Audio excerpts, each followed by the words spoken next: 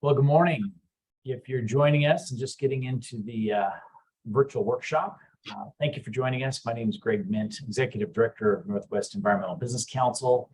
And today we have a great session, Innovative Sewer and Stormwater Utility Compliance and Finance Strategies. And so you'll be hearing from Jonas Berry, Vice President of D.A. Davidson & Company, who's really worked with me on putting this together. So I'm very excited to hear from Jonas and other speakers today. But before that, I just want to give a few updates and maybe take a minute to talk about some things coming up for NEBC, while those of you that are still trickling in have a chance to get this workshop from the beginning. We do have the NEBC Classic Golf Tournament coming up. That's going to be in Auburn, Washington on August 16th. So if you're a golfer, even if you're not a golfer and you want to come out, attend part of that event, you want to sponsor, I would encourage you to do so. It's a great way to get reconnected in person. And so take a look at that. And again, all this is posted on our website. The other things coming up, we have, which should be a really interesting topic, which is our Oregon's Energy Future Conference. This is going to focus on offshore wind, and it is the Offshore Wind Symposium, a one-day, one-track session. So pretty big topic. And so that might be something that you want to take a look at. We have some other virtual workshops coming up, and they're being added virtually every week. We've got something being added to the website. We have our big Northwest Remediation Conference coming up. That is in Tacoma in October on the 6th. And then later that month, we're back in Oregon for the Oregon Brownfields and Infrastructure Summit. That's almost a 2.5-day conference over in Bend, Oregon. This is something we do in partnership with Business Oregon. So it's a pretty big conference that we participate in. And then not only that, we have a variety of other sessions coming up, some other conferences, including our Business in the Environment Conference in December. So, and that's our big one. Everybody knows that is what feels like an annual conference or an annual meeting. So a lot coming up, a lot in store, and it's going to be great to get back in person. Again, we've been meeting face to face, but it's good to get back for all of the big conferences. And then we'll keep doing some of these smaller workshops on a virtual platform. So with that, Jonas, I'm going to kick it over to you. I'm going to blacken out my screen, and Jonas will kind of walk through what's going to happen for the day. There'll be an opportunity to post a question or any comments in the Q&A or chat. Some people pick one or the other. So wherever you feel comfortable, put it in there. We'll find it and try to answer those questions. So with that, again, Jonas, thank you for coming forward with this program, and I'll kick it to you.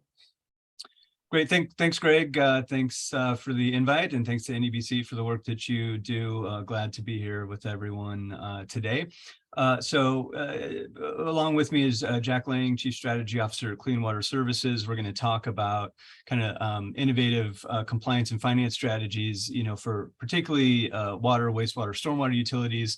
Almost all decisions that are made are kind of made within the rubric of regulatory compliance, right? That really kind of drives all of that work. So Clean Water Services is really kind of taking a leadership position in thinking a little creatively. So excited to hear from Jack about what's going on there. And then I'm going to talk a little bit about some kind of rate making elements and finance tools that are germane to kind of thinking a little more creatively about that side of the compliance and infrastructure equation. As Greg said, my name is Jonas Berry. I work for D.A. Davidson & Company. We are active in about 25 states nationwide on the public finance side. So we predominantly provide underwriting services, bond issuance for governments, including public utilities. We also provide advisory services to those entities.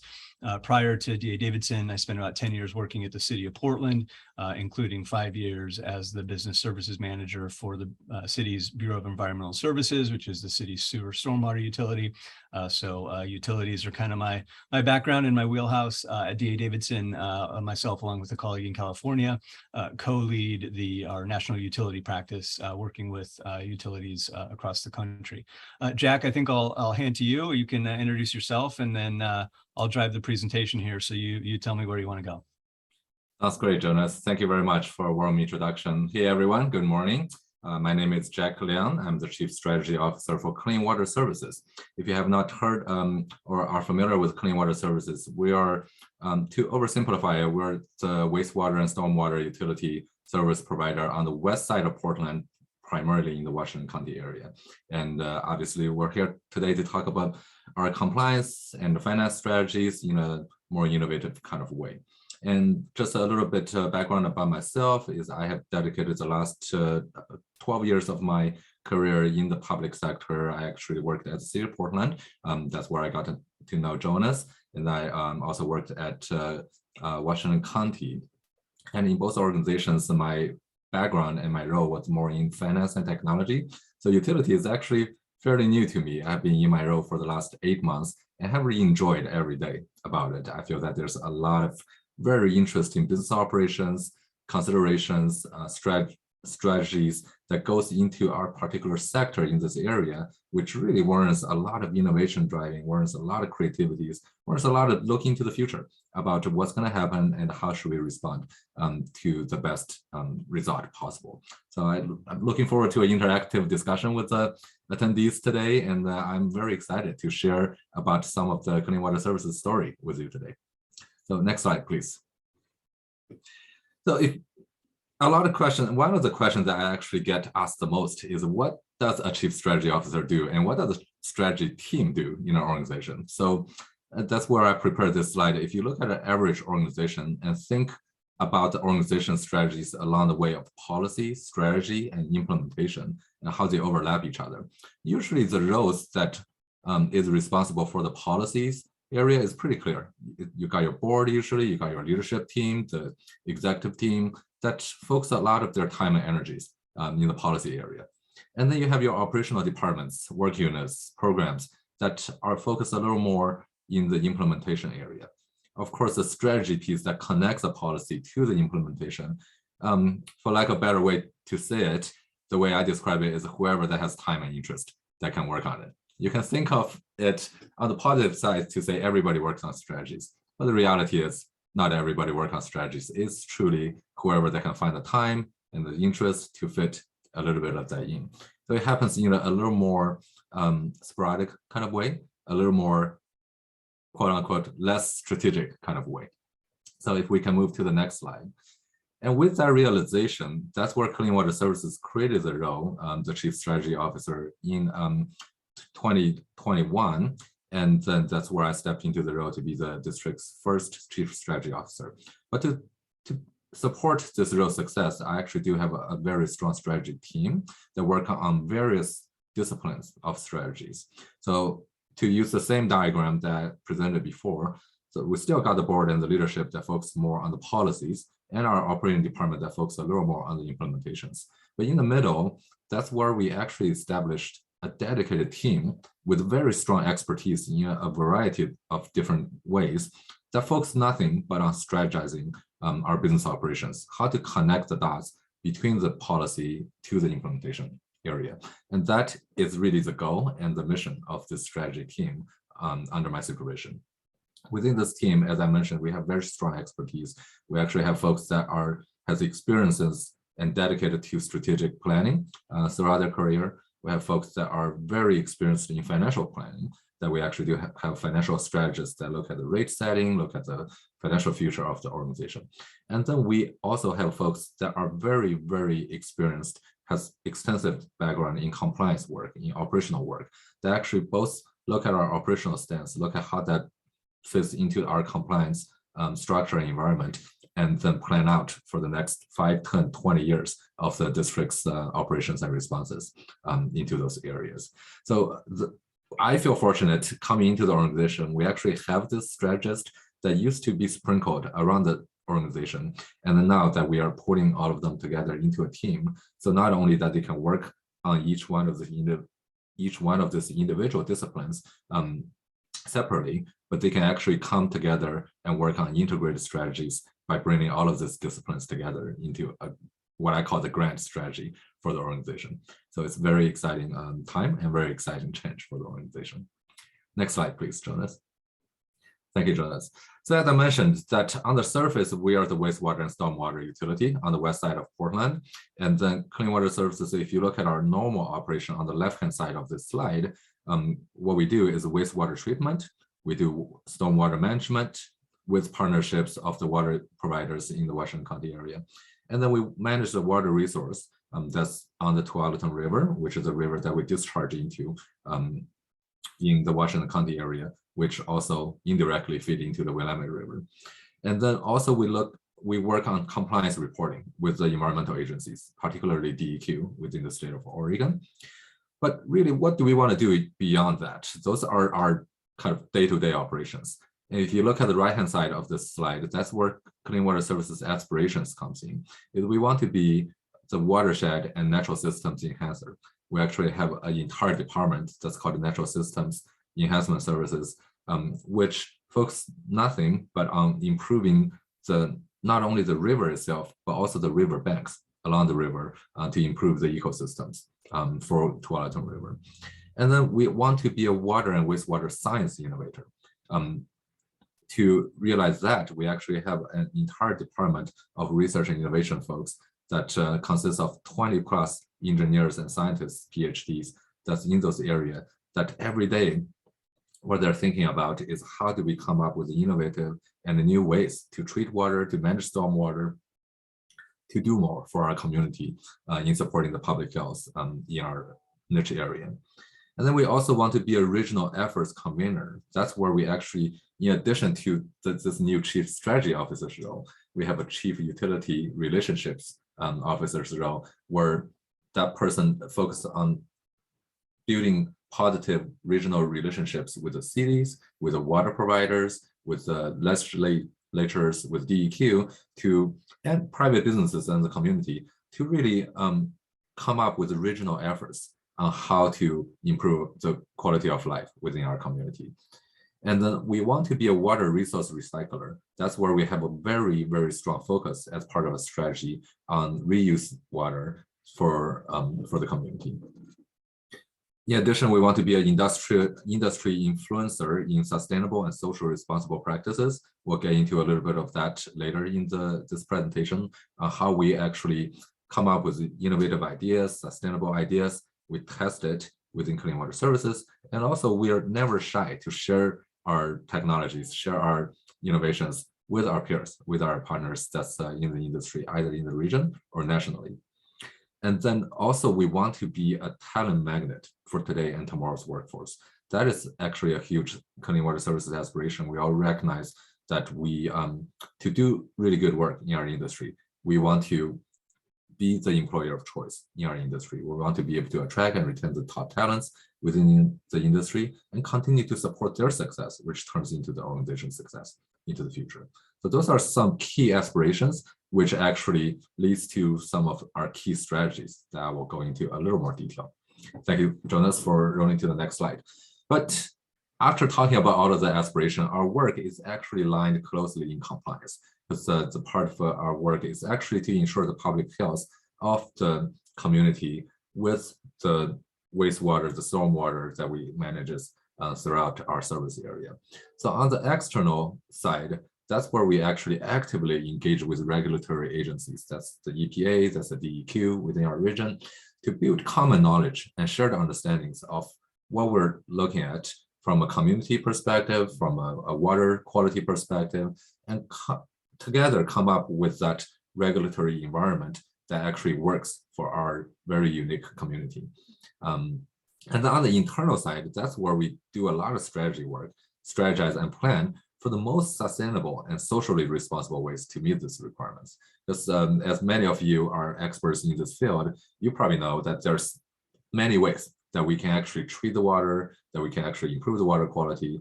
And some of those ways are more sustainable than the other ways. And it's Clean Water Services commitment to always try to find the most sustainable and socially responsible ways to make sure that we're in compliance with the requirements. Next slide, please. So to do that, we actually have many strategic initiatives to make sure that we meet our commitment. And I just want to highlight a few today, just to kind of share a little bit of the Clean Water Services story on how we actually not only talk about our commitment, but actually put this commitment into action. So to start off with, I want to talk about our natural treatment system, which what we call is our Fern Hill wetland. It's on the west side of Washington County. That's in the forest, generally in the Forest Grove area. And it used to be this old sewage lagoons that basically does nothing really positive comes out of that. And Clean Water Services made a commitment to transform the sewage lagoon. And we did some draining, did some drying of the lagoons, and then we did some excavation and then reshaping of the landscape of that. And then that is actually connected right to our Forest Grove treatment plant. And then by doing that, we are able to improve the water quality and then remove nutrients and cooling the water and then naturalizing the water through a very, very sustainable way without a whole lot of chemical, without a whole lot of mechanical processes. So if you take a look at the map on the right-hand side, the orange part is actually our Forest Grove treatment plant. And the water gets treated over there to a certain extent, and then goes into this wetland, which is the purple, the blue, the green areas that's in the map. And then it goes through a number of natural treatment processes throughout our Fern Hill wetland, and then goes out into the Tualatin River, which is at the very bottom of that graphic over there, in a much more naturalized way.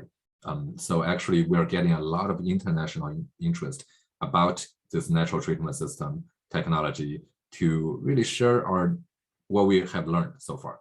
I still want to say that we're still in the early stage of kind of proof of concept of this particular area. We are actually working with the DEQ actively how to ensure that we're able to measure the effect of this natural treatment system in the way of compliance to kind of meet our requirements. But we really have very, very good hope of utilizing wetland areas and by managing that closely to meet our compliance requirements.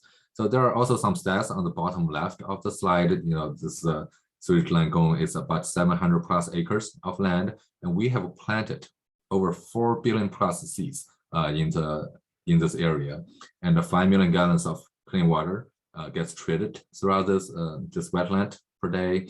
And then there's just 1 million plus native wetland plants that get planted over there. So not only we're being responsible to the water, we're actually restoring the natural landscape in this area in a very, very sustainable way. Next slide, please. I want to switch gears, continue on the front of what do we do along the riverbank. Is one of the other strategic initiatives within Clean Water Services is our repair and shade program. We brand it as a tree for all. So if you live on the west side of Portland, if you live in the Washington County area, you may have heard about that brand name of tree for all. So what it is, it's try to oversimplify it. It's a community-based system approach to building watershed resilience. And what do we mean by that? Is that we're restoring the water bank, both along the Tualatin River, as well as the tributary streams that feeds into the Tualatin River. And by restoring that, we are planting trees, planting shrubs, planting native plants along the river bank. Not only it provides resilience to the riverbank and the water trail, but also at the same time, it provides shade over the river, which cools down the river to a certain degree. By doing that, not only that we're able to enhance the natural environment along the river's banks, but also by providing shade over the river, we're able to cool the water temperature down, which also help us to meet our regulatory compliance requirements. What we call that are shade credits. It actually provides a number of shade credits that help us meet our requirement with DEQ. So it's another one of those very innovative ways to meet regulatory compliance requirements that you don't see in many wastewater treatment plants around the nation. So on top of that, we're able to plant 10 million native plants along the river's banks and the tributary creeks. So you can see those green dots on the bottom left-hand side of the map, which is our service area. All of those are repair and shade programs that we have done that. And we did that in a very cost-conscious kind of way. I want to highlight that we did that by partnership with communities, whether if it's farm or public land that we're building on. So we've been negotiating and working on getting easements at no cost, where we can actually plan this shades, plan these projects, and then where we can go in there and maintain this shades in these projects. So if we were to buy this land, it's going to cost the districts millions and millions of dollars. But we're able to actually unite the community, bring it together in a partnership kind of perspective, and really plant these trees, these shrubs, and continue to maintain them on community-based easements. Next slide, please. I want to talk about water reuse a little bit. That is actually a very hot topic across the sector. Here is how do we actually get to sustainable water reuse and feasible water reuse. Clean Water Services has a very clear goal. The goal that we call it is called 5 MGD by 2025. And MGD stands for million gallon per day. So we're trying to really channel our treated water, which is actually really clean, really good quality water, back to the use, instead of dumping that into the river, instead of discharging that into the river, back into sustainable and feasible reuse programs. You can see from the map at the bottom of the slide, that's where we actually currently partner up with the golf courses, with parks, districts, with schools, to use this reused water for irrigation, to get it back into the land. And by doing that, we're able to keep our thermal energy out of the river to a certain extent. And then just customers that are using the reuse actually have a less expensive water for irrigations. You know, there are, especially we're in this climate change time right now, and our summer seems to get longer and longer and hotter and hotter. There are actually days where I feel like, gosh, I wish I have a reuse pipe that's connected to my yard, where I can use reuse water for irrigation instead of fresh drinking water for irrigation. Both serves the cost perspective and the water conservation kind of a goal. But we are looking into newer developments. We are looking into purple pipe programs to get more of this reuse water into more of the residential and commercial areas instead of just this large landscape. But right now we're focusing on our goal of 5 million gallon per day by 2025. Next slide, please. So another highlight I want to bring up, I mentioned earlier, is our DNA in research and innovation. We actually have very dedicated individuals, very capable scientists that's working on our treatment technologies, that's working on our water quality technologies. Sometimes they speak in a language that's beyond my ability to comprehend, but I'll try to channel my inner scientists within the group to kind of share some of those informations. So the first thing I want to mention is our biological phosphorus removal.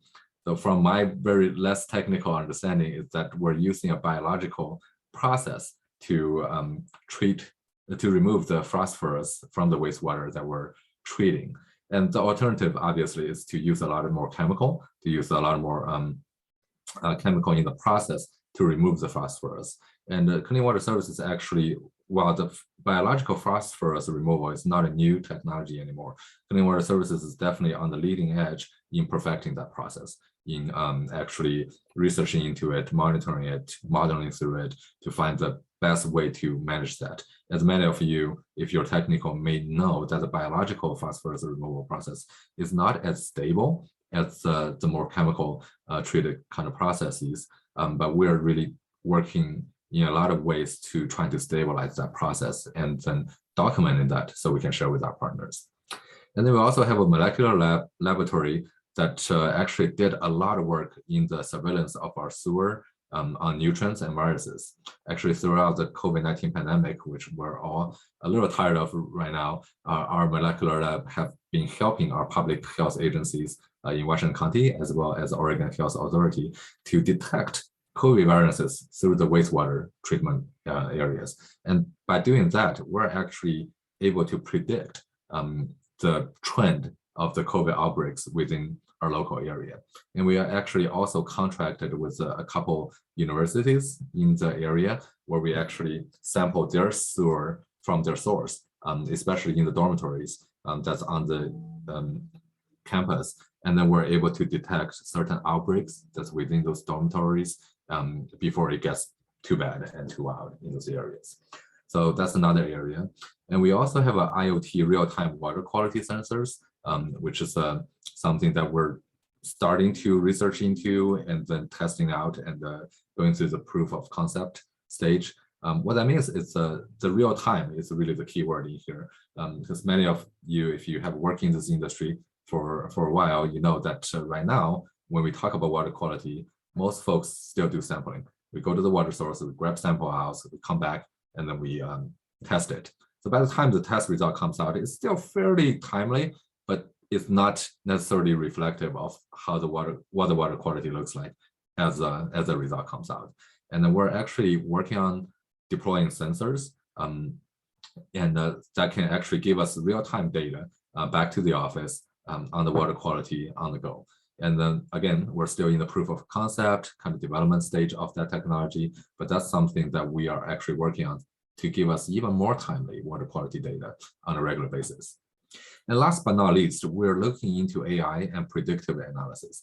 This is where we are incorporating a lot of technology and even partnering up with universities that does research in these areas to say, you know, how can we actually incorporate AI into our water quality analysis, our wastewater analysis, our water flow analysis on those areas. And then there's actually a lot of modeling work our scientists are doing on that.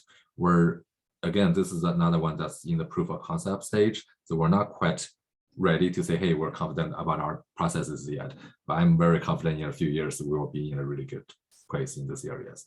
So those are just a few of many examples of what we're working on in terms of research and innovation. And from a strategic perspective, Clean Water Services actually dedicate resources and then dedicate our FTEs and budget towards these areas. And our goal is to be able to find the most sustainable, most socially responsible ways to meet our need, to meet our requirements.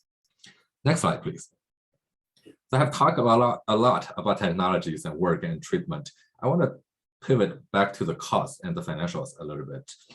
So we are currently going under a cost of service analysis to really build a strong understanding of ourselves in terms of managing the public assets, both on an ongoing basis and look into the future.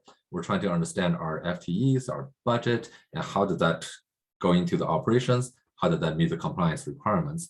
And then by building that understanding, we're able to, one, offer transparent information to the ratepayers and customers about our cost, about our value. Because believe it or not, we still have folks calling us up to say, hey, you know, this is how much I'm getting charged on my bill. I wonder what am I getting from paying this bill on a regular basis.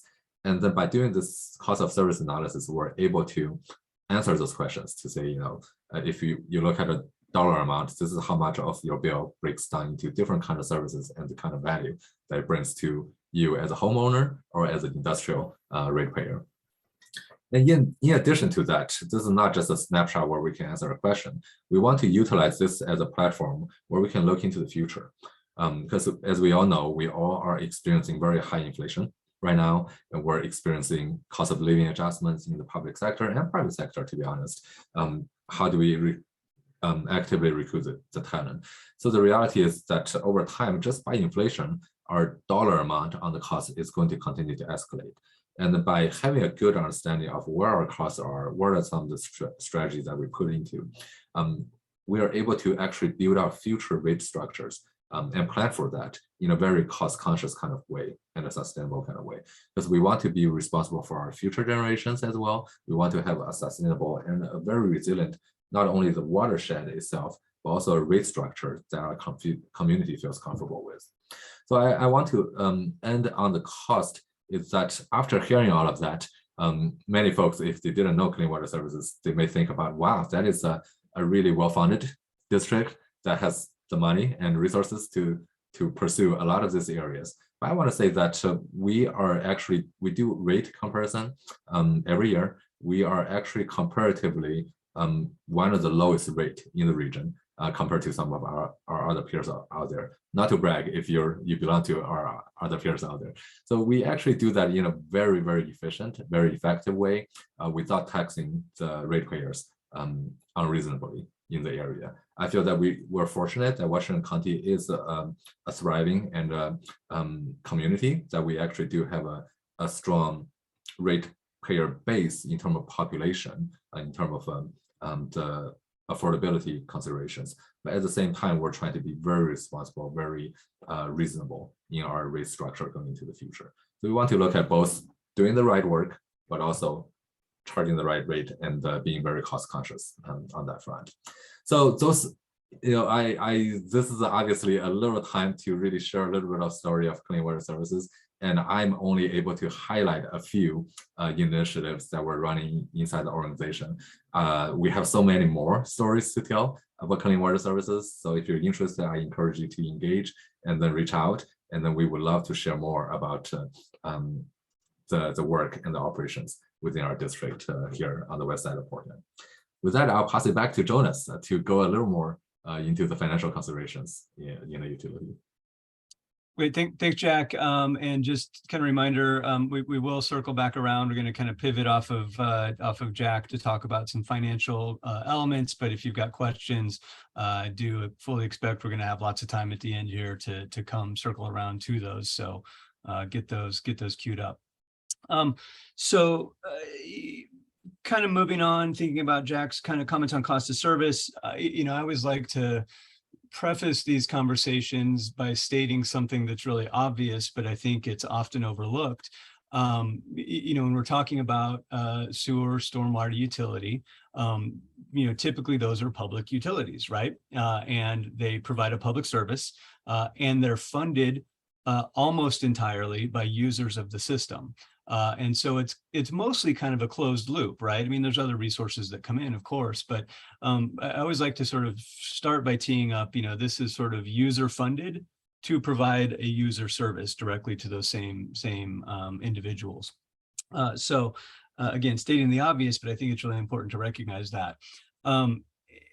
Talking about rate making and kind of cost of service is sort of a similar concept, just to tee up a few real basic principles, hopefully familiar to any of you who are on the call who do this work. But first of all is kind of aligning those charges to the use of service.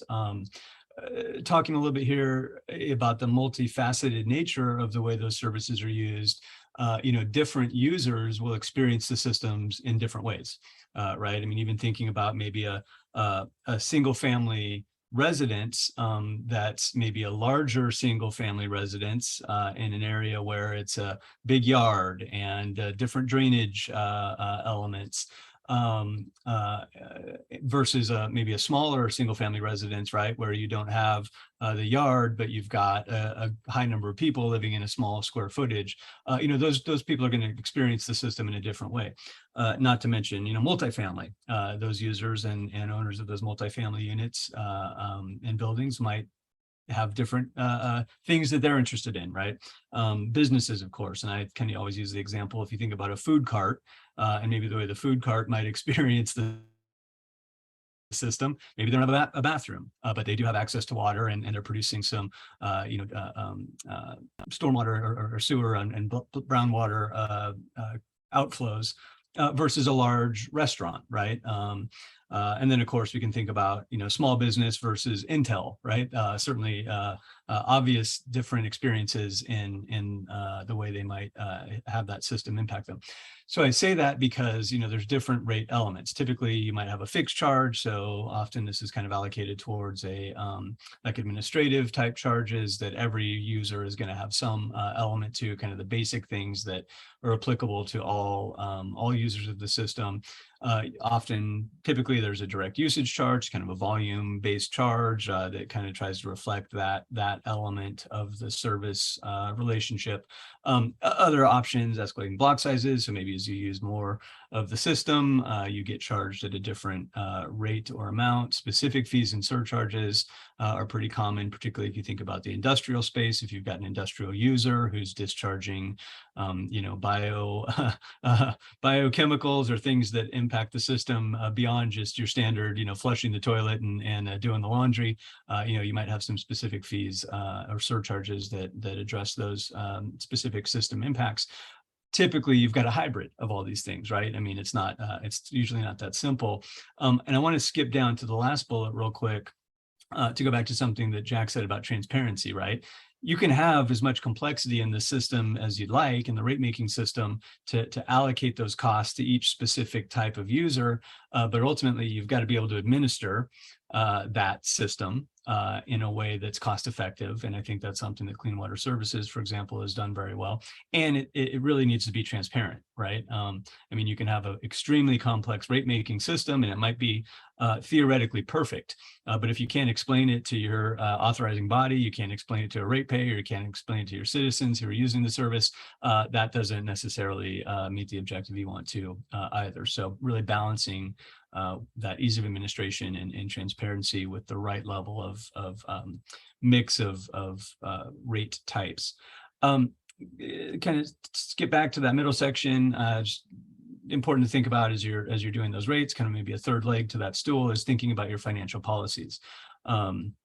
You know, Jack talked about kind of sustainable for the future, right? So making sure that you're maintaining a fund balance, that you're thinking about future planning and capital needs.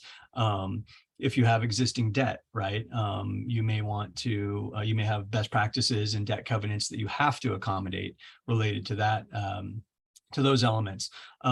Jack talked about kind of the long-term intergenerational impacts, and I think that's a place where, as we talk about financing tools here in a minute, you know, that's where that's really important. That you know, a advantage of issuing debt bonds is kind of the typical way, and we'll get into that in a minute. You know, one advantage to that is it really spreads the cost of that asset over the useful life of that asset. So if you could think about it as the context of a single asset, you know, it's not going to be used just by users of the system in year 1 or year 2. It's going to be used by users of that system over, you know, 30 years or longer. So if you've got a tool to spread that cost out over those 30 years, it really starts to support that intergenerational equity. So all users of the system over time are contributing their share to that asset. And we'll come back to that I think in a minute.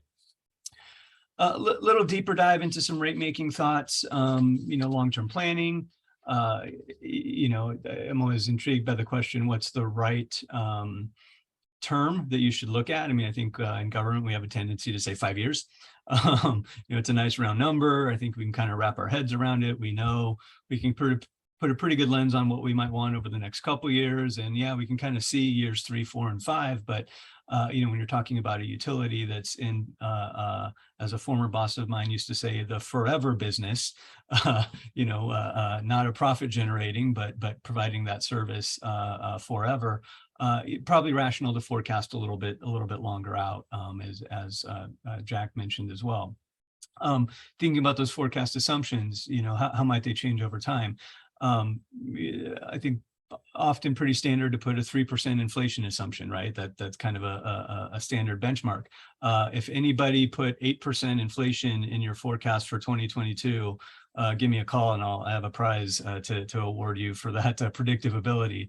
But the reality is that happens, right? It's not a static assumption. And so I think really important to think about, you know, where are there increasing pension obligations or healthcare costs that really need a different level of escalation? Are there future regulatory expectations that are going to impact your operational or other costs? Are there future capital projects, big projects or expansions coming online? So really doing that deeper dive into that forecast assumption review and thinking about how those might not be just a static escalator every year. And then conservative versus aggressive. You know, no wrong answer really here, but you know, the conservative assumptions are great because, in my opinion, because they kind of prevent you from, insulate you from shock. If you're having some conservative assumptions and you don't meet those assumptions, you know, hopefully you're on the right side of that. If you assume 5% inflation and you only get 3%, great, then the impact is a little bit less. But the trade-off is that sometimes builds a little excess into the system that maybe, is not the most efficient way to manage. So you can take a more aggressive approach and be less conservative. The trade-off is there's risk there, right? If you take a more aggressive forecast and you miss your forecast, that may have some negative impacts. You may have less money available to complete projects. Maybe it's a little bit of a rate impact unexpected to your ratepayers in the future. So really balancing those, and I think looking for the right opportunities to be aggressive and refined in those assumptions versus having that conservative cushion. Sustainability and affordability, again, kind of piggybacking on some of Jack's comments, but really thinking about that long-term impact. I know when I was working at Bureau of Environmental Services at the city of Portland, we shifted at that time to a rate forecast that said, we're going to try to align at or below to annual rate increases at or below inflation forever. Now, when we said forever, we really meant kind of the 20-year forecast, but we really built that forecast over the long term so that we would avoid kind of spiking of rates unexpectedly. So both from having some flexibility in the forecast to adjust for unexpected conditions, and not just saying, well, here's the forecast for 5 years, and gee, we don't really think about what's going to happen in year 6. We'll pick that up down the road, but really doing that long-term look so we could give our ratepayers a consistent message that says, yeah, you can expect an increase every year, but it's going to be, manageable, 3%-ish or less. And I think in effect, it's been kind of between 2.5 and 3.75 is kind of where it's ended up. But thinking about that and affordability, right? I mean, as we said, affordability and equity, as I said a minute ago, different ratepayers are going to have be impacted differently. A large family home in, who can I pick on?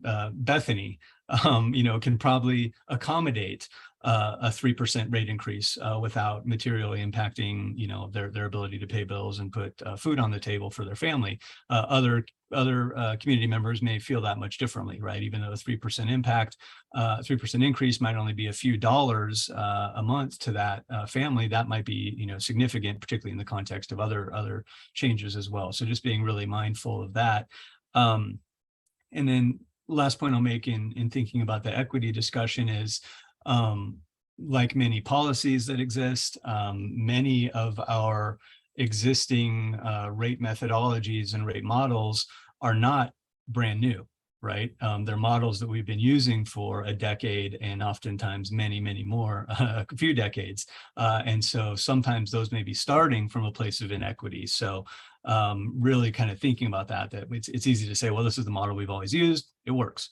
Well, that's great, but was it starting being built from a place that maybe unintentionally, but that kind of promoted some of those inequitable decisions. So I think that's a really important consideration as well. And then lastly, thinking about being adaptable, things change. 2022 financially, great example of that. COVID, great example of that.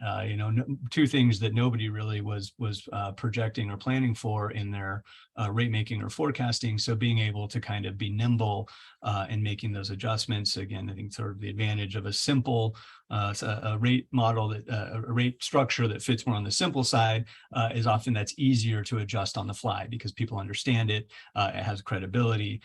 Maybe it's administratively more accommodable to making those changes on the fly. So I think that's important to think about. Scenario testing.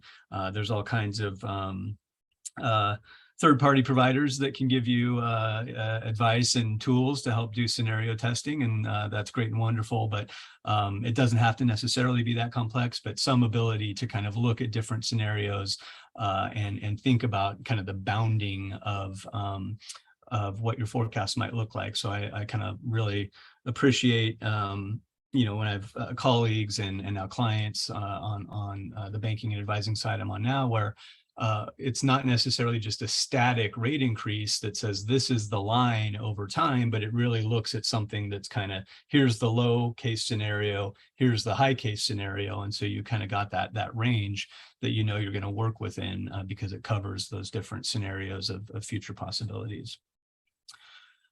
Shifting I think, just a little bit now to spend the rest of our time talking about some financing tools. I'm going to talk about a couple that are kind of the traditional tools, which is going to be municipal bonds and loans, and then think about some more innovative tools that have developed recently. But almost all utility infrastructure financing is done via municipal bonds. So typically these are tax exempt. They get very low interest rates because the purchasers of the bonds typically don't have to pay income tax on the revenue that the bonds generate. Because they don't pay income tax, they return that value to the borrower. So it's a very low cost, relative low cost borrowing tool. Very successful market, $4 trillion in the United States. So very, very large, 1 million outstanding issues, roughly. About 50,000 individual borrowers. And by individual borrowers, I mean, state of Oregon, city of Beaverton, Clean Water Services, Hillsborough School District, right? I mean, all of these individual governmental entities, 50,000 different ones. I'd like to highlight what's bolded there in the middle. I and others have said it's sort of the original public-private partnership in the government context. It's a tool to build public facilities, but ultimately the dollars are provided by private investors. By what retail investors are sort of a minority participant, less frequent participant, but that would be, if you or I wanted to go to our money manager and say we wanted to buy some bonds. Well, we're a retail buyer. Most of the market is institutional investors, which is very, very large. Insurance companies, bond funds, investment funds. But they're all ultimately typically private investment that's provided to the public. To the public entity. Predominantly a buy and hold market, meaning people purchase it and then just continue to earn their 4% or 3% or whatever the interest rate is. But it is a liquid market. These tools, bonds, are able to be traded. That's important because that means that buyers of the bonds down the road want updates. They want to know what's going on. So there is an obligation to provide some of that ongoing reporting. So that's kind of why that secondary market note is important here, because you don't really just issue it and then go away, but you really do have some ongoing obligations because of that liquidity in the market. And then wanted to kind of just mention interest rates. So this is a 10-year chart. The green line is a 1-year, it's called the AAA MMD, kind of a benchmark for a AAA rated property tax type debt.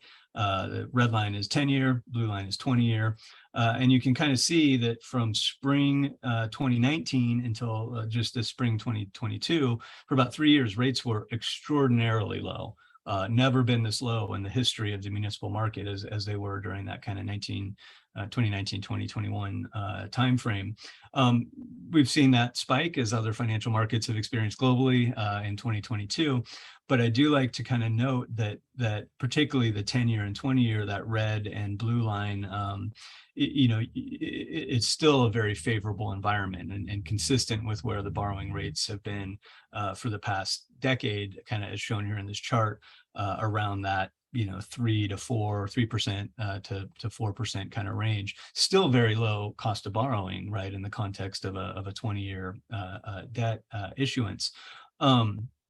If you took this back even further beyond this 10 years, you'd see rates well up above 4 and into 5s and 6s. So I kind of like to say, we've gone, while it feels like a very big increase, and it has been a very big increase, we've kind of gone from extraordinary low borrowing environment, low cost borrowing environment, to just a very low borrowing cost environment. And that's still very good.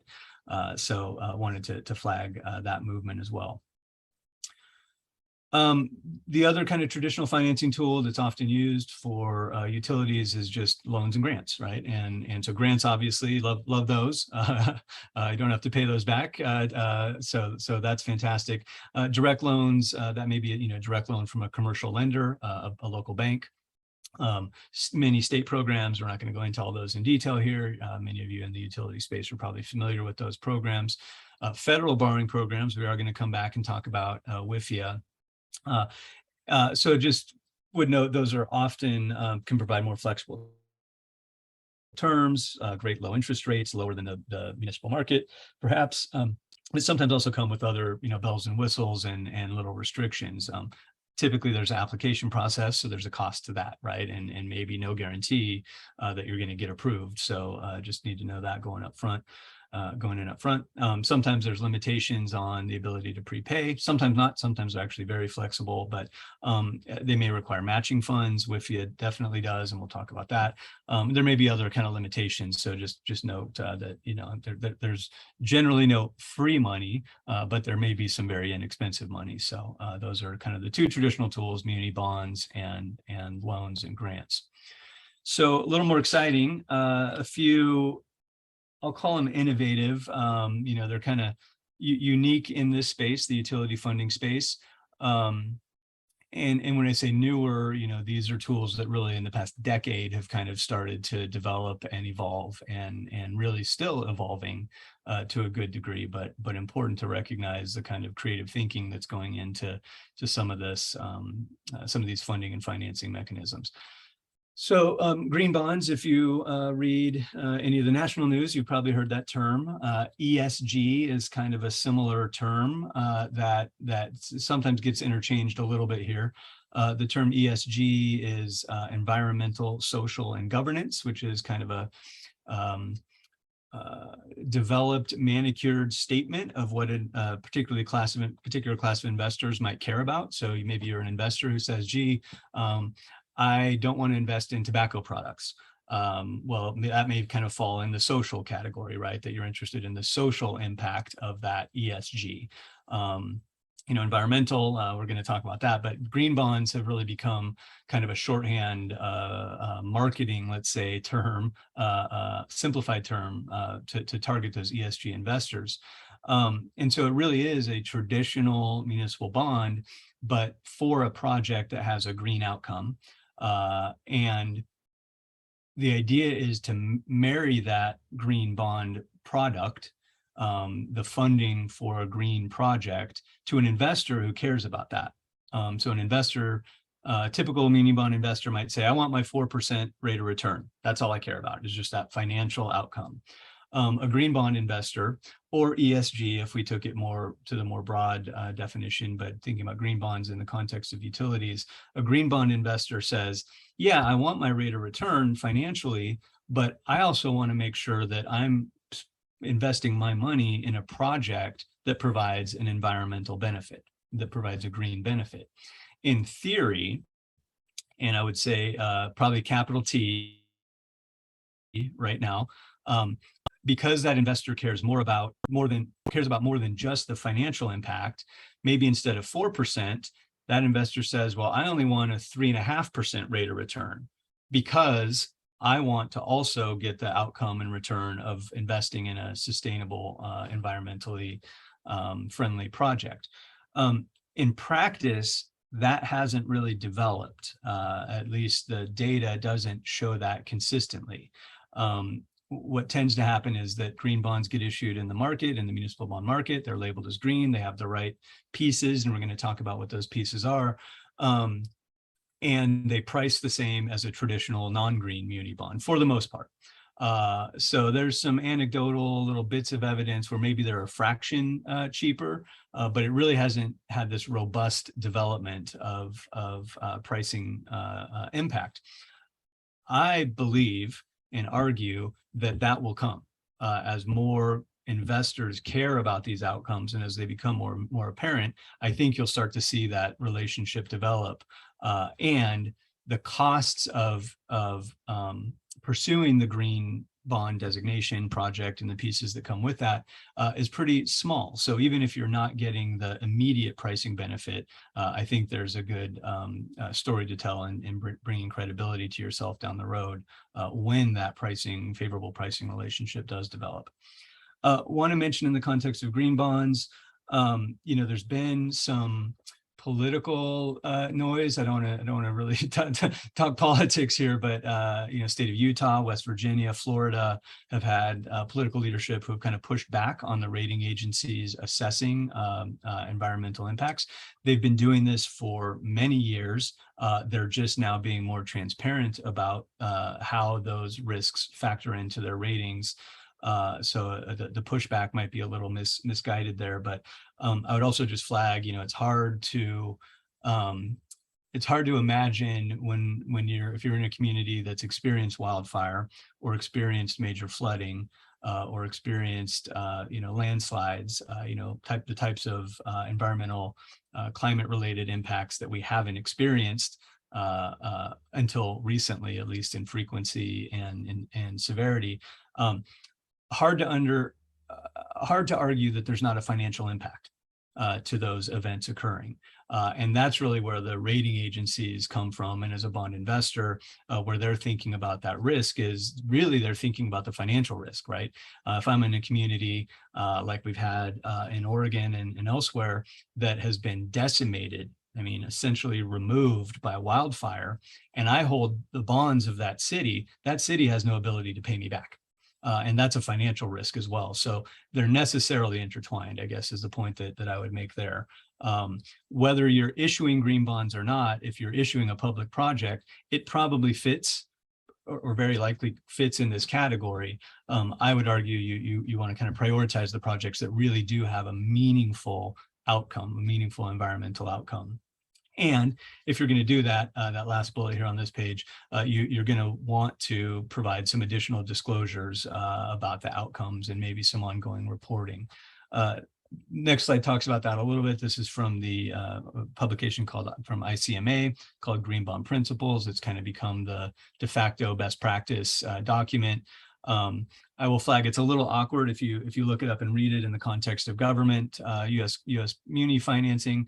It's really written with a broader audience in mind: corporate green bonds, global green bonds. So it's a little bit of an imperfect fit for munis and U.S. governments, but still these basic four still match. Use of proceeds. So that's really, is this a purpose fit? Is it one of those types of projects that it was listed on the prior slide there? Project selection and evaluation. Really, what's the criteria? How did you decide that this is a project fit? Management of proceeds. So that's about kind of having some control and making sure that if you have $50 million that you receive and you're calling it green bonds, are you managing the proceeds in a way that they're actually spent on only those projects that have the outcomes that you described? And then reporting through the expenditure period. So both, confirming you're spending the money on the projects you said, and I would argue that even extends beyond the expenditure period and into the putting the project into service and confirming and having the credibility that it's having the outcomes that you communicated to the investor that it is. I don't have a slide about this here, but green bond market is growing pretty rapidly. It's become a very desirable thing for investors to have a green bond element in their portfolio. And so because of that, issuers have been issuing more green bonds. So still very much evolving. I think I've been participating in this conversation for 15 years, and we've been saying every year I say it's evolving. It's true, it is evolving. And so just something to be mindful of and keep an eye on as you look at your capital plans. Second tool I want to mention, and we'll get through these last two or three here pretty quickly. WIFIA, it's not exactly new. It's now an 8-year-old program, federal borrowing program managed by EPA. Goal is to facilitate low-cost dollars for water, particularly water and wastewater. SWIFIA is a very similar kind of mirrored program. Stormwater infrastructure stands for Stormwater Infrastructure Finance and Innovation Act is what that acronym is. Took a few hiccups to get this program really up and going for the first few years, but it feels like it's kind of now, in my opinion, kind of hit its stride. 2021, 30 different projects, or 31 different loans, I guess, maybe not 30 different projects. $5 billion in funding. 2022 allocation, which is starting to go out the door now, is $6.5 billion. My understanding is that's expected to continue at that level. It is a competitive process, but it's been it's a bit more transparent and streamlined from an application and communication standpoint than it was in the past. Good number of projects in the Pacific Northwest have received WIFIA funding through 2021. I'd like to point out that there isn't, one thing that's nice about this program is it's pretty flexible. If you can get that approval and get in the queue, and there is a cost to that, it is an effort. There's different ways to approach this. So the list here, I kind of highlight, if you look at Tualatin Valley Water District, Hillsborough, and Beaverton, 3 different applicants, 3 different borrowers with 3 kind of different sets of terms, all for the same project. So that's one approach, right? One very, very large regional project, the Willamette Water Supply Program. Then you look at King County in this list, and you've got, the same county, the same government, 2 different loans for 2 different projects. So you're not limited, in that way necessarily. Contrast that to the second bullet to the bottom, Rockwood Water and City of Gresham jointly applied. So a single application for a shared project, joint application between both entities. So different ways you can kind of accommodate that. This information is taken directly from the EPA. They have a website. It's referenced down at the bottom, epa.gov/WIFIA. So this is cribbed directly from that. There's a bunch of additional information on their website if you'd like to dig further. Of course, I'm happy to connect offline. $20 million is the minimum project size. But if you're a small community, they actually have sort of a second tier, which is just 5 million. So smaller communities, which they identify as 25,000 population or less, it can be used to fund smaller projects. That small community resource is an area that the EPA has recognized is of great need. And so they've really been adjusting some of the program mechanics to get applicants for that smaller size program to expedite and streamline the process a little bit because they recognize that the EPA recognizes that smaller communities have less ability to handle a very large, complicated application process. So want to flag that. Also, as evidenced on the prior slide, there may be small communities where if you can get, 3 or 4 regional communities together for an application, then you do start to meet that 20,000 threshold. So maybe you're, 4 communities that are just above 25,000 and you don't have that $20 million, you can kind of combine those together and work collaboratively. 49%, I want to highlight that one. WIFIA does not fund the whole project. They will fund 49% of the project, which means you got to come up with the other 51% yourself. So just know that that's super important.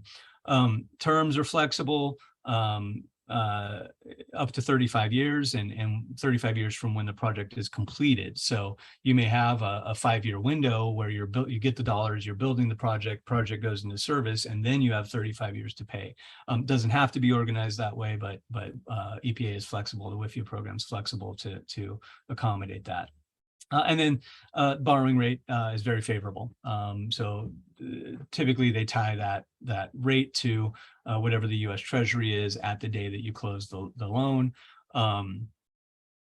So if you're looking at a 30-year repayment term, it would key off of that 30-year Treasury.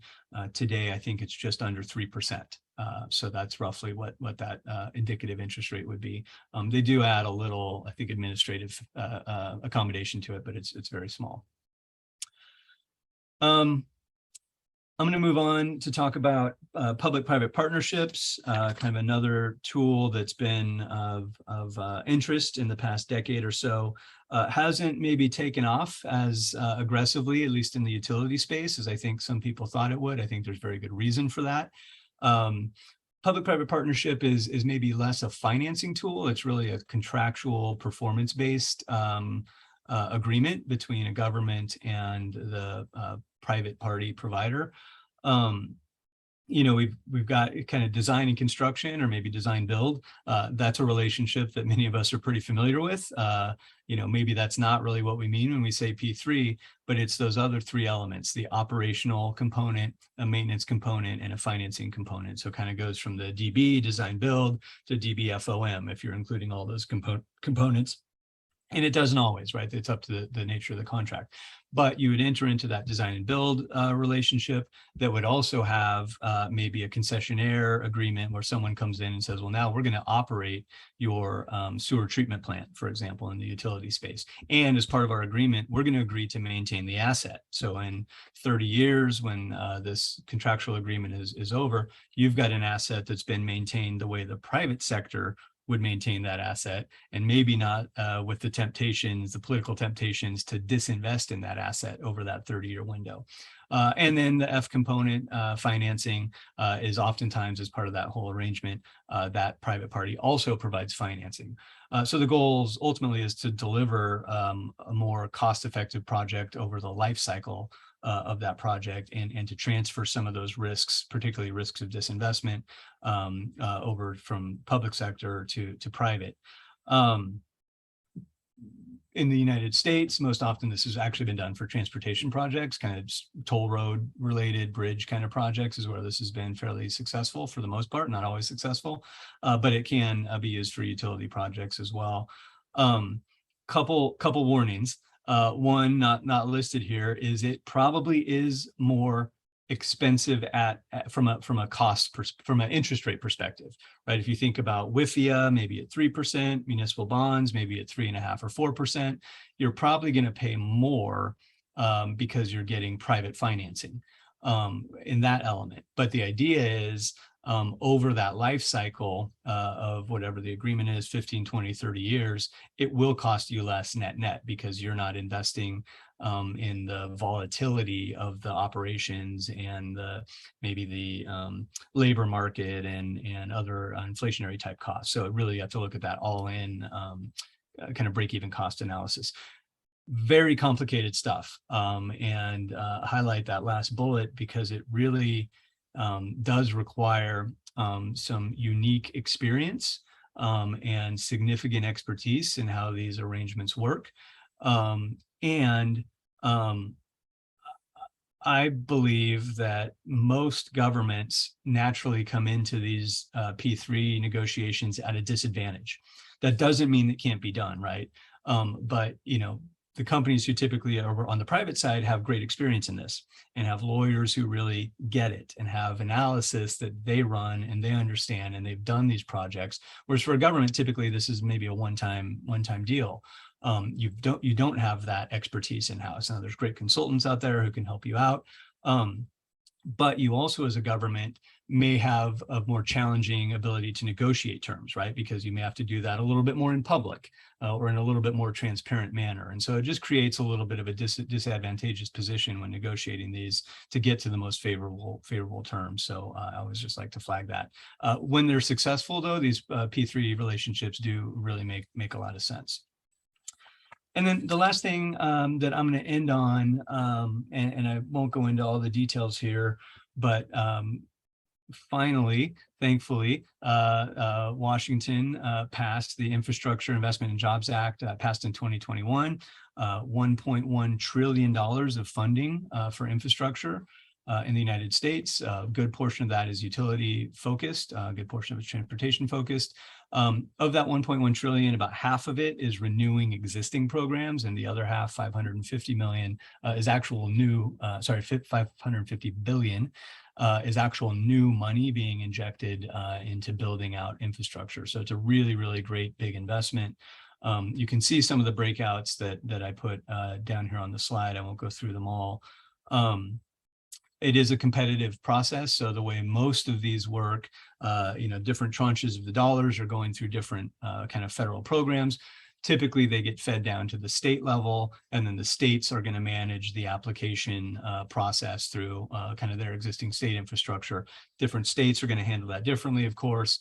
Different programs are kind of flying at different stages in the process. Some of them are starting to get those dollars out the door and having NOFAs and application processes active right now. Others are still a little behind the curve. So kind of a deep dive there if you want it, but wanted to at least hit that because super important and new funding source that we expect to be available.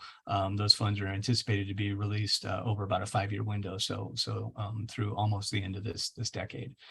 I'm going to end there, and thanks for your time. I think we've got another 15 or 20 minutes, so I think we'll hang on the line here for any Q&A, and Greg maybe get you back on to help facilitate any questions that may have come in.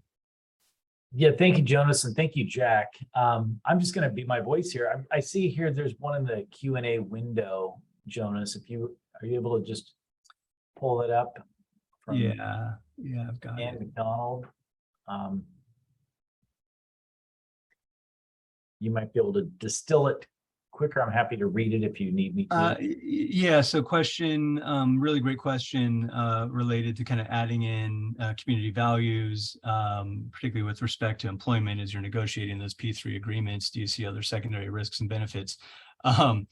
Yeah, absolutely. I mean, that is, I think, one of the fundamental challenges of P3 arrangements is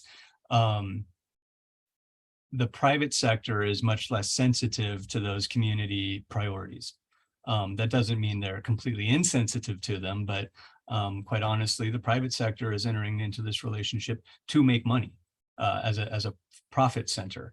And the things that get overlooked in that math often are those, I don't know, some people would call them the soft stuff. It's really the most important stuff. It's what the community actually cares about, which, yeah, might be in employment, particularly if you're talking about utility sector where there's a lot of represented employees, right? I mean, those represented employees have an important perspective that needs to be accommodated in negotiation of that agreement. Environmental issues, equity issues is another area where I've seen some P3s kind of get hung up a little bit, because that's not necessarily the way the private sector is thinking about the relationship, and the public partner really needs to be driving that in those negotiations. And I'll tie that again to that negotiation challenge where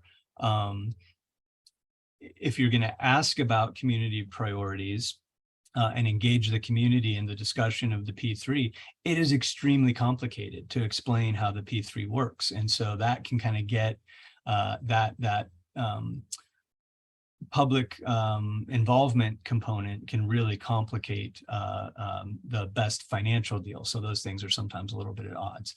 So I hope that answered the question. It is very complex, and frankly, I think those community impacts are a major reason why P3s aren't used as broadly as proponents of P3s might think they should be. Yeah, well, Jonas, if I may chime in real quick, I feel that you answered that question really well, and I just want to highlight that this is actually a topic that's being discussed as a National Association of Clean Water Agencies quite heavily as well. Is privatized or not privatized? I truly believe that every community's need is different. Obviously, the incentive to think along that line is to find more efficient, to find more cost-conscious ways to provide the public service. And every community, every public sector that is, when they're at the point of making that decision for the community or on behalf of the community, do have to think both about the standard of quality of service and the sustainable rate structure that's going into the future, and ensuring that they're able to find that balance with community input with the private sectors that may be offering services. So it's like right for some communities, not right for other communities. And the most challenging thing to answer Ann's question, I feel, I'm not sure if that's a primary risk or secondary risk, is that there is no one set formula that is authoritative enough, that is standardized enough for any government or for any public sector to go through that analysis. And it almost always has to be developed internally by that government, by the public sector for that community. So having that right kind of expertise to go through that careful analysis, go through from both the operation service level cost perspective into the future is a pretty tall order for the folks that will be in those negotiations. And you're absolutely right. The service providers are in this business every day, and the governments are seeing this as a first-time project. So it's from a skill set perspective or experience perspective, we're at a little disadvantage. But it does not necessarily mean that we won't be able to find ways to make a very conscious decision for the community on behalf of the community. So. Yeah, great points, Jack. And I think, I'd highlight too, you mentioned NACWA, I think like many of the sort of innovative elements that I made is it's constantly evolving, right? So, these P3, another great example where, that really developed in a way that was focused on actually Europe and Canada and a little bit more on transportation. And so it's continuing to evolve as it starts to look at other projects, right? And as we collectively, as an ecosystem, get smarter about it. So having folks like NACWA GFOA plug in and say, here's how these work from our perspective, starts to give some weight to, evolving that discussion and allowing the private partners to understand our perspectives, right? So we can get balance the best financial deal and those unique challenges that the public sector faces in those other areas. Yeah, thank you for answering that question. That was great. Just for the participants out there, and I'll turn my video on so I'm not just a voice out there hiding behind something. But if there are any other questions, feel free. If you've got comments, questions, feel free to drop them in the Q&A window below your screen or even the chat window. Either feature will work. And just to let those participants know, those attendees today, we will be sending out the video link of this with the recorded link. I don't know, is it video anymore? I don't even know. It just goes in the cloud. But we will have the recorded session available for your viewing later if you'd like to reference this. And also, I'm happy to send it, Jonas, if it's all right, I'll send this PDF presentation out as well, attached with contact information. So those that like to still have a document to look at and skim, I'll be happy to send that out as well. And I'm not seeing any other questions. I know it was a very thorough presentation. Do you have any additional thoughts or other things you want to address? As we've got another 10 or 15 minutes if we need to take up that time. Well, I've actually, Greg, I have a question for Jack, and I'm sorry to put you on the spot, buddy, but I mean, I'm curious, given your fairly recent creation of that chief strategy officer role, the things that you have going on that you listed today, what do you kind of see as your maybe number one challenge over the next 3 to 5 years as you're kind of navigating all the things that you went through with us today? Thank you, Jonas. It's a great question. To think about the role of the chief strategy officer is still fairly uncommon, I would say, in the public sector. It has been going on quite a bit in the private sector for quite some time. And actually today, more than 50% of the Fortune 500 companies has such a role. That's a chief strategy officer, which focuses on nothing but the strategy, the future strategy, especially for the company. I think it really came to light, a role like this, no matter how it's described, no matter how it's titled, a role like this is necessary in today's world.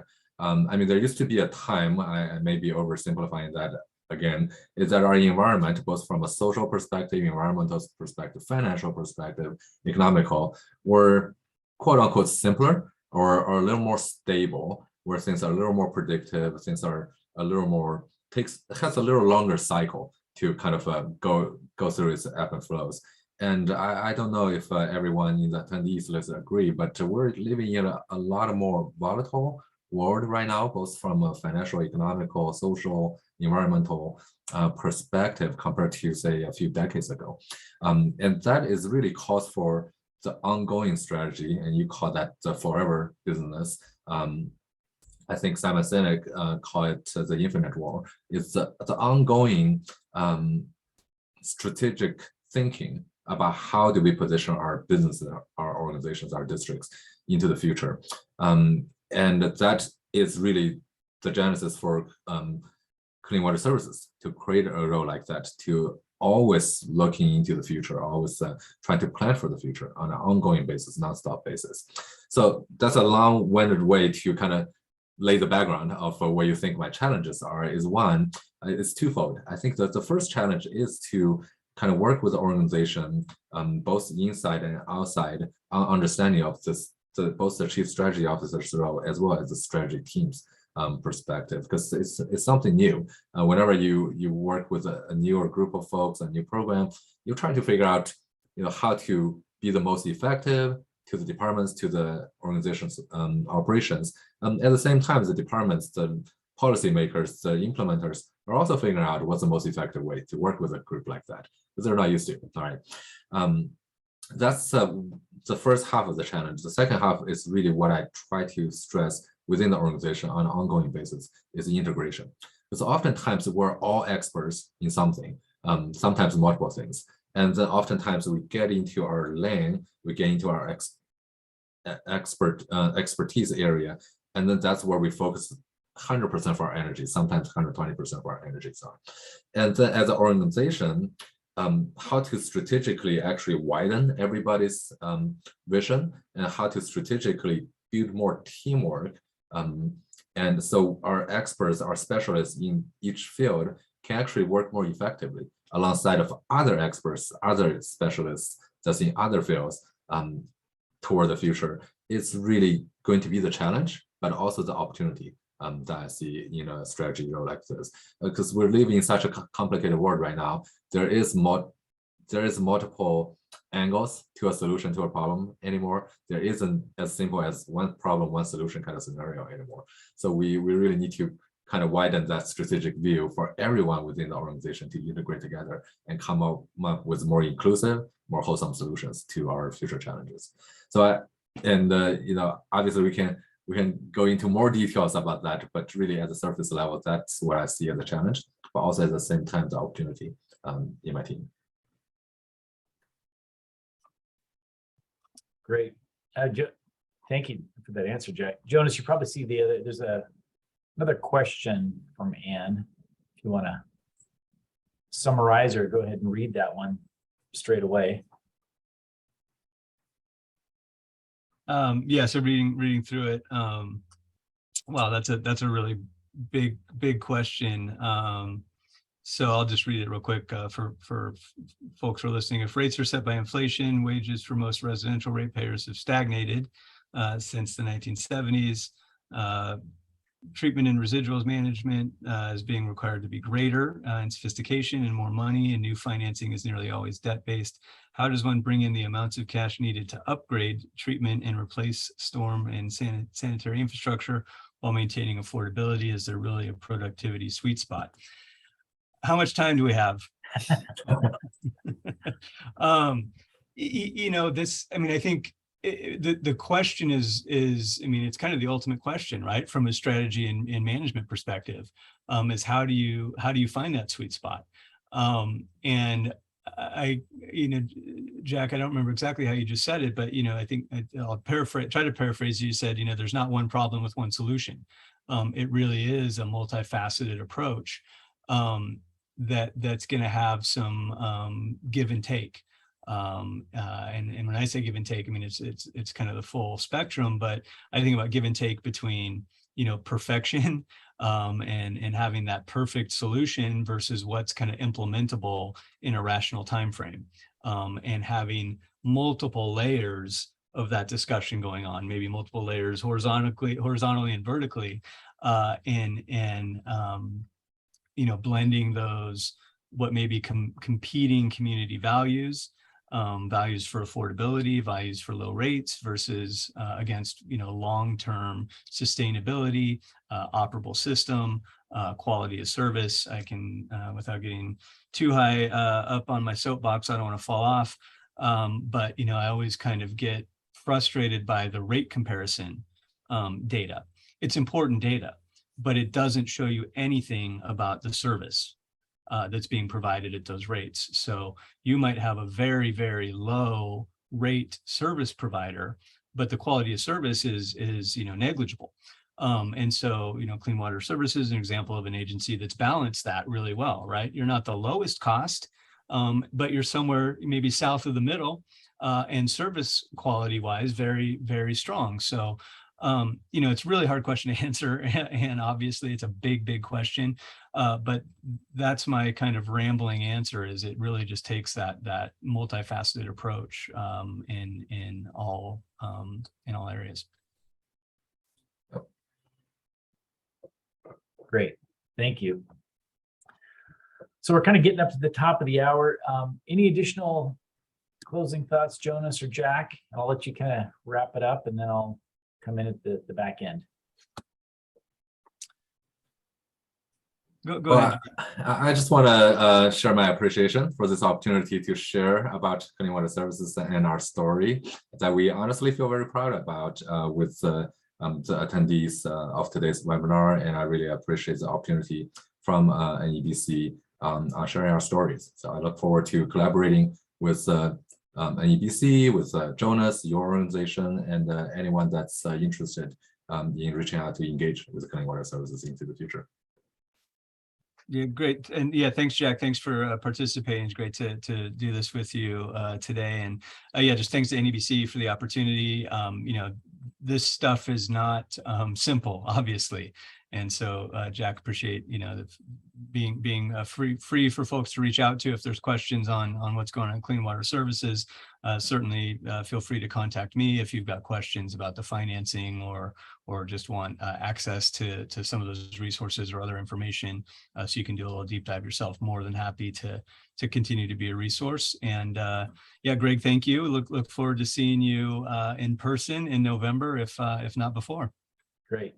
Thank you both. And you've been both great supporters individually and as representatives of your organization. So I really appreciate your engagement with NEBC. But with that, everyone, thanks for joining us. We'll get out information to you probably tomorrow, a copy of this presentation, and have a great day. Thanks, everyone. Thanks. Thank you.